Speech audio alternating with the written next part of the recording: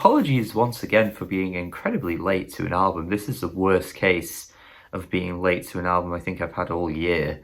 But I know I was pretty late to that Lingua Ignota album, which was like, 6 weeks late or something like that. But this is like, we're talking like months at this point. This is a pretty, pretty late review. But to be fair, I'm okay with being late to an album as long as I hit a point where I'm like, oh yeah, I should have gotten to this one sooner, because that shows that it's a mistake on my end, and the music itself deserved my ears way before the time that I ended up giving them my ears, if that makes sense. I've been pretty much a fan of Navy Blue since his earliest releases. I remember stumbling upon some of his features. It was definitely a time in music where we start to see more of the abstract side of hip-hop, that kind of lo-fi, slums hip-hop gain more traction. We know that it was really Earl Sweatshirt who gave it the biggest prominence. It was going on before Earl Sweatshirt, but it was one of those cases where it was an artist who just dabbled in something that they hadn't done before, but because they're so famous and well known in the hip-hop world, that it just ended up giving the genre a big boost. So names like Mike became much bigger. Artists like Navy Blue became a bit more well known too. It was really great that Earl Sweatshirt did some rap songs, because I think it did a lot for that side of hip hop amongst hip hop listeners. It was definitely a bit of a niche thing beforehand, but he gave it that prominence. It's still pretty niche. I mean, I'm not gonna act, you're not gonna hear this kind of stuff just going out and about, but I think if you're a hip hop head, this kind of rap can really do a lot for you. And for good reason too, particularly Navy Blue. I think he's one of the best at doing this, and Navy's Reprise is perhaps his best work to date. I think he's actually starting to really hone in his craft. And by the way, I liked Ada Irin.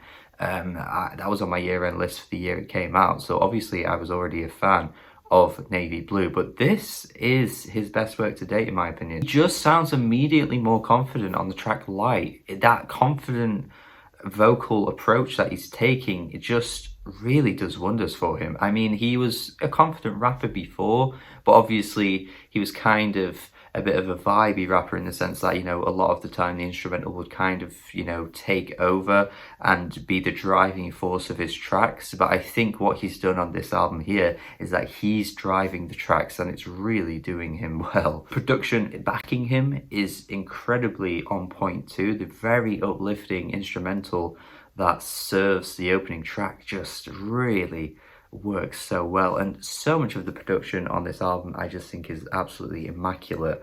I just find so many of the instrumentals just getting stuck in my head after I finish the album. There's just so many samples that he uses that I just think work perfectly. The production is really on point. Code of Honor, I think, is a great advertisement for the album. I feel like this track represents a lot of what Navy Blue has been doing across this album, and the producers are doing as well, with the repetitive loops that go over and over and over, but it doesn't really get old or get stale. I just think it really works for what he's trying to do, and it sounds great, so I don't really mind anyway if it's looped over and over again. But many of the tracks do follow this pattern as well. The track Suite 2 is incredibly somber with his more singing approach. I think this track really works nicely for what he's trying to do here. Then the piano keys that come through that just add to that somber feeling. Oh man, it just sounds beautiful. Really, really beautifully done. I like on this one as well, it feels like he's emoting a little bit more. Obviously throughout most of this album, well, pretty much every other track actually, he is just rapping, but on this track, he's going for a bit of singing. He's going for a bit of an emotional approach, and I think it works. Love the track Peach Cobbler, mostly because it reminds me of like some Mos Def 2009 Madlib produced stuff. Honestly, listen to this instrumental and I'm sure you'd be reminded of a few of the tracks that land on the Ecstatic. Like I do have to wonder if his influence here was that album, because this track is such a dead ringer for that time, and oh my god, the production on the Ecstatic is some of the best hip-hop production I've truly ever heard.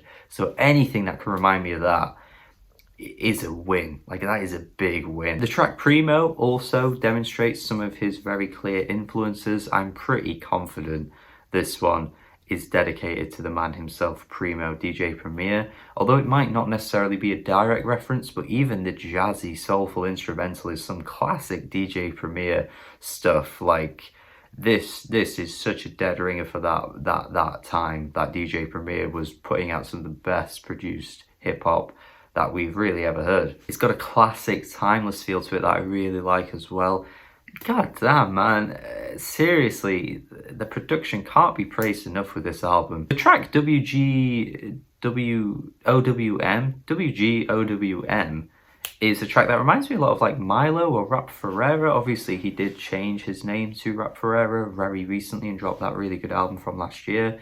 This track just reminds me a lot of him because he's kind of just rapping all over the place, and he has this like philosophical pondering tone to his voice that I feel like Milo or Rob Ferreira has been known to do. And this point is a good point to bring on my slight complaint with the album, where at times he's just saying so much. There's just such a volume of lyrics on the album that it feels at points that you can't really focus on any particular one thing because he's just kind of giving you so much. I mean, there's a lot of great lyrics on this album. I really like that random Carlos Tevez shout out too. I enjoyed that. But I think when you're consuming this album, there's 16 tracks and it all is flying at you at such a pace because he just says so much. It can be really hard to hone in on particular themes or topics, and I think that could be something he could try and improve on with his next release, because he's definitely getting there. I mean, he self-references the fact that he's starting to become